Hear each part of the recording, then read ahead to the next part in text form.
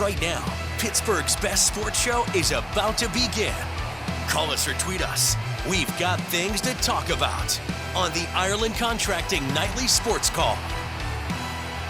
Hello and welcome into the Ireland Contracting Nightly Sports Call. I am your host tonight, Cassidy Wood. Guys, what an electric game of hockey we had last night. I don't know about you, but I was on the edge of my seat that entire time. I had no issue with it going into overtime. I wanted to watch as much of that game as we were blessed with.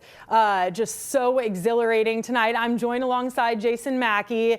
Jace, what'd you make of that game last night? I thought it was electric, Cassidy. I loved every minute of it. I can't wait for this to happen again, whether it's in the Olympics. I mean, it'll be in the Olympics, but I hope this event sticks around for good. I want to see the tournament grow. I want to be mad that the Americans didn't win, but I'm happy for Sidney Crosby. I don't know how you can't be, seeing all the success that he's had. He deserves everything that's good that comes to him. I mean, I understand the storyline about passing the torch to Connor McDavid, but I don't think Sid's anywhere near done yet. I guess it just gets me really excited for the Olympics, Cassidy. I think it's going to be an even better time when you have a full tournament. Yeah, so much emotion leading up to this game. I think a lot of us just felt that patriotism, and especially after that first game when 3 fights broke out, I think it was in the first 9 seconds. I think a lot of people were anticipating this one to be, another one like that. It wasn't quite so many fights, but we got some extra free hockey, which was so much fun to watch. And yeah, kind of unfortunate, Canada came out on top, but man, just such an exciting game. And Canada, honestly, they are known for hockey, and I don't know too many Canadians that would be too happy if they were to lose that game. I mean, hockey is kind of their sport, so, it was good for them. But, yeah, just such an electric tournament, and I'm really excited to see how it will grow in the coming years. I can't believe this was the inaugural one. Hopefully, maybe Russia can get in there, too. Maybe we could see Ovi in there, but we'll see. And then Mike Sullivan, obviously the head coach of USA, kind of weird too. They have to flip the script so quick like this. I mean, he got back to Pittsburgh today and now has to coach against the #1 team in the division tomorrow. Yeah, I was a little surprised to see that Mike Sullivan made it to practice today. I'll be curious to see what happens to Sidney Crosby tomorrow, whether he plays. I wouldn't have any problem with him sitting this one out. I already got an email from an angry season ticket holder. They weren't happy about even floating that suggestion. But you know what? It is a tight turnaround. And for guys that suffered injuries, and, I don't begrudge Crosby the opportunity to play for his team. If it takes him a game out of what I think is largely a lost Penguin season, I'm okay with it. But it is a tight turnaround, and I'm surprised the NHL is doing it that way for the 2 championship teams, having to send guys back to their NHL clubs so quickly.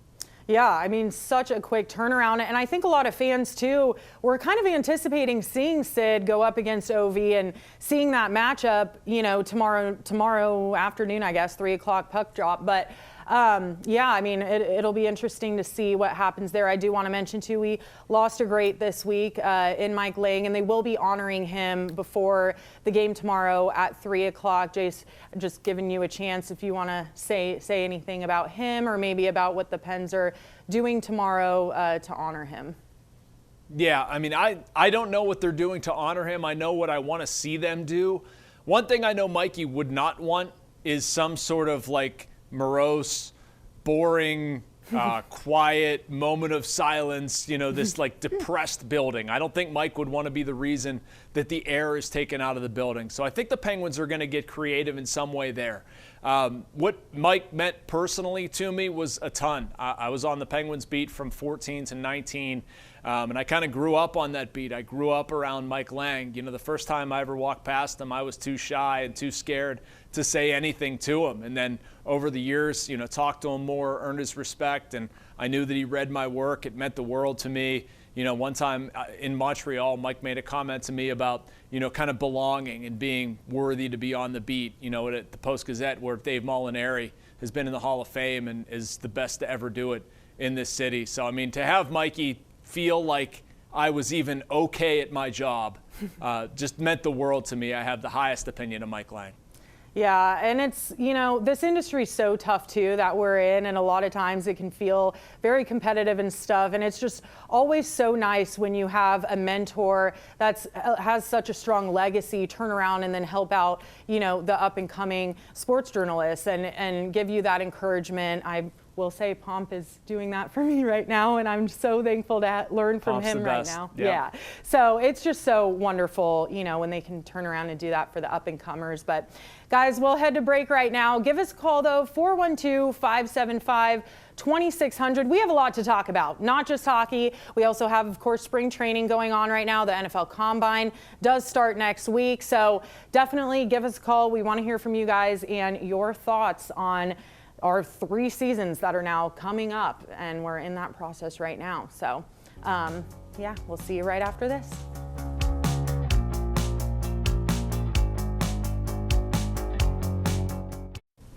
All right, welcome back. This is your GMC Sierra tweet of the night. As Jason and I were talking about a little bit ago, the Pens are going to be honoring Mike Lange tomorrow before puck drop against the Washington Capitals. So they are asking all fans who are going to the game to make sure you're seated by 3 o'clock so we can honor the late, great Mike Lange. I know he's impacted a lot of people in this city. So hopefully you guys can make it out there tomorrow ahead of that big rivalry game. It should be a good one. Now, of course, we have spring training going on right now in Florida. Shelton announced today who will be the starting pitcher.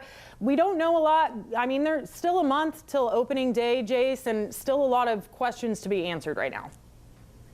Yeah, and these first spring training games, Cassidy, I'm not looking for veterans to play a whole lot. And I know Sarasota is right next to Bradenton. This isn't like the Pirates going to Fort Myers or something like that. But I'm not expecting to see an A lineup tomorrow. I mean, I could be wrong, but this is early. There's a lot of these things. There's some things to watch for, certainly. Carmen Majinski is going to be starting.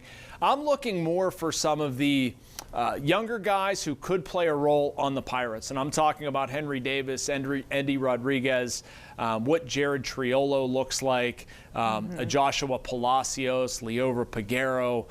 Those are the type of guys that I think are going to play in this one. Even Nick York, Billy Cook. You're going to see a lot of them. We don't need to worry about O'Neill Cruz, Brian Reynolds, Andrew McCutcheon. Like, this is not the time for them. They're going to be just fine. But, yeah, it's baseball. Yeah. It's baseball, and I look outside, and it's cold and snowy here. I would darn sure take 75 and sunny, and I'd watch the Z team players at this point as opposed to the cold weather. Yeah, right. Down in Florida, getting you excited for spring. Obviously, I think in this offseason, some fans were pretty upset with the moves that happened. They were hoping more splash moves would happen from Nutting and from this front office. They weren't too excited about the pickups they've had in this offseason. Just as a fan who maybe isn't super excited about this upcoming season, who might tune in to watch tomorrow's game and watch, the rest of spring training, what are maybe some bullet points that you could give a fan that would get them a little more excited about Pirates season starting? I wish I had a magic answer for you, Cassidy. I know that's a hard one. I don't love their offseason either, and I'll be truthful with people. I'm not going to sit here and give them false hope. I'll say the same thing that I've said throughout the Pirates rebuild and everything that they've done to this point. It's not impossible to win in Major League Baseball on a budget. Look at the Guardians, look at the Rays. It's possible to do it if you make smart decisions. The Pirates have not made enough smart decisions. Will what they've done this offseason turn out to be a smart decision? I don't know. I like the signing of Andrew Heaney. I think he's going to help them, the left-handed pitcher they brought in, and maybe it sets them up for another move where they can add a bat. That would be great. I don't know what Spencer Horwitz is going to bring. If the Pirates not doing anything is because they think O'Neill Cruz, Jack Sawinski, Brian Reynolds, and all these guys, they're going to give them enough offensively. You know what? If they do, great. The Pirates are going to look really smart. And I think they should be commended for having a good young starting rotation. But have they done enough to this point based on the information we have now? No, and I can't fake excitement over that. Yeah, and you mentioned tomorrow, we're probably not going to see any of those big names play. Who's maybe one of the younger guys that does excite you out of those names that you mentioned earlier? I've liked what I've read about Henry Davis. He is somebody that I think, if I look at the Pirates and look at where opportunity is, like where they haven't gotten something from somebody, but you have draft pedigree, somebody who's thought very highly of as a prospect, Henry Davis goes in that bucket for me. I think he can really add a lot with his bat, add a lot to the lineup. We saw how well he can hit last spring. If he can carry that over, and I have not been down to Bradenton, but I'm going on word from Noah Hiles, Andrew Destin, our Post-Gazette writers who were down there, and what people are saying about Henry Davis, but it certainly looks like a different mentality. He has all the ability in the world. It's just a matter of when he can put it together. I'll be looking to see if he can do that. Yeah, hopefully he does. All right, guys, we do have a live poll right now going on. You can scan your phone on the QR code right there. Could the average person coach Green Bay to a better record than 3-25? Now, Jace, they lost tonight to Robert Morris, Doug Gottlieb, obviously the head coach over there. So we had a little fun with this one tonight because I just couldn't believe, 21 losses in a row. I don't even know what you say to your team after 10, let alone more than double that. Yeah, and like why you keep doing it. Yeah. I guess, I don't know, if you're making money and it's paying for your school or something like that, maybe, but that has to be one morose locker room. I don't know how you get through that. I guess that's a for love of the game kind of situation, but I don't think the average person could coach a team. I think the wheels would just come off and it would be a complete disaster, but I don't know how far the line is for needing a professional coach either. You could probably take a high school coach and they would at least give you some facsimile. Yeah, maybe not, 3-25.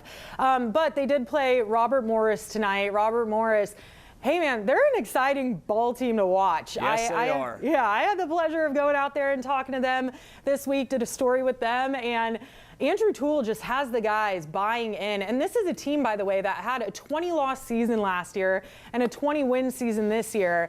Brought in 6 transfers in the offseason, and it's really paying off for them, clearly. Cassidy, they're like they're the opposite of what we have, right? Like we've had such a lousy, depressing Pittsburgh sports scene. You have Robert Morris that does everything right. Yeah. They want to do the little things. They're coachable. They've gotten better. I find them very easy to root for. I like Andy Toole a lot. I think he does a great job there. They've gone through some rough seasons. I also kind of feel bad for them. Like if you think back to 1920, I don't know if you talked about this in your story out there, but they were supposed to go to the NCAA tournament. Mm-hmm. The tournament's canceled because of COVID. They never got to do that. Mm-hmm. I feel bad for them not getting to act on that opportunity. Now they're in a new league, the Horizon League. They're really handling competition well. They're winning with defense. They're winning with a very palatable form of basketball. I hope they're able to do it. I'm rooting for them to go back to the NCAA tournament just for justice, just to get to experience what they should have experienced a couple years ago. Yeah, and we're getting down to the wire now. They just have one more home game, regular season finale at home. Well, they have I believe they have one more road game, actually, to end out the season, but they do have their final regular season home game Sunday at 2. If you guys want to get out there and see them in action before the conference tournament starts and postseason begins, because, you guys, we're nearing March right now already, which is so crazy. Real quick, before we toss it to break again, Jace, we got to mention the Pitt Panthers basketball a little bit, just not the season we thought it would be, to be honest. And hopefully they get a win at Notre Dame tomorrow, and that'll put them back at 500 in conference play. But other than that, they're just not winning the 50-50 balls right now. Their ball's not bouncing their way, whatever you want to say. And it's kind of unfortunate. Another Pitt team just not doing as well as maybe we thought in the beginning of the season. Yeah, I'm curious to see how they continue this. They've won 2 in a row and they've looked better. Yeah. Before that, they were 2-8 in a 10-game stretch. Yeah. Notre Dame stinks. That's going to be a little bit of a saving grace for the Panthers. I think they've lost 5 of 6. They just got their doors blown off by SMU. Pitt should have an opportunity. If they can go to Notre Dame and get a win here, develop and continue some momentum for the rest of the season. I think they've got NC State and Louisville remaining. You've seen some guys, Zach Austin being one of them, Ish Leggett as well, Jalen Lowe getting back from the concussion. If you can get these guys back consistent, performing the way they've done, they have the talent on this team. It's just unfortunate they haven't been able to put it together. And is it going to be enough to get them into the tournament? I think they probably have to win out and have a nice little run in the ACC tournament. Not saying it can't happen, but the hill is pretty steep at this point. Yeah, couldn't agree with you more. All right, guys, we're going to head to break again. Give us a call, 412-575-2600. We want to hear from you guys.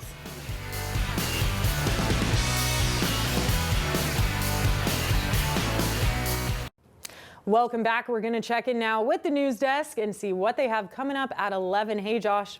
Hey, Cassidy. Tonight, the former manager of a local water authority is heading to prison after pleading guilty to stealing more than $1 million.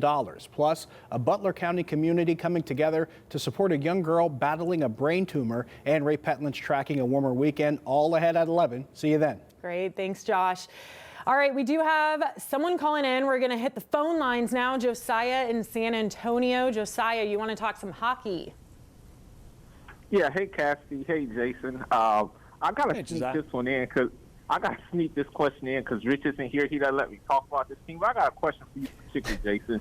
You know, the Bruins, I don't understand them. I think they do need to press the rebuild, and I know Charlie McAvoy doesn't really he can't play because of the injury. I think they should start with him. They're stuck in the middle. Every time they play Florida, they're getting shellacked. They're stuck in the middle, and he's what Brad Marchand. He doesn't have it anymore. And I'm just tired of them being stuck in the middle. So, Jason, if you could put your general manager hat on for me, do you think that they need to rebuild? And if you do, how do you start by rebuilding this team? Appreciate it. Chase, I'll let you take it. Man. Is he talking about the Bruins? I think he is.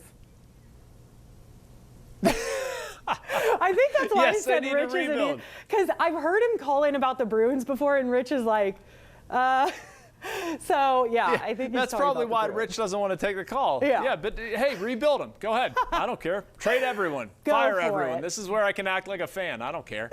Not my team. All right, gearing back to Pittsburgh though, the NFL Combine does start next week. Omar Khan is expected to speak to the media for the first time following the end of the season on Tuesday. Jason, I guess, you know, putting your GM hat on in this situation, what do you think Omar Khan is going to say to the media down there on Tuesday? Well, this is a lot more reasonable than that one, Cassidy. I can actually give a reason on this one. Yeah.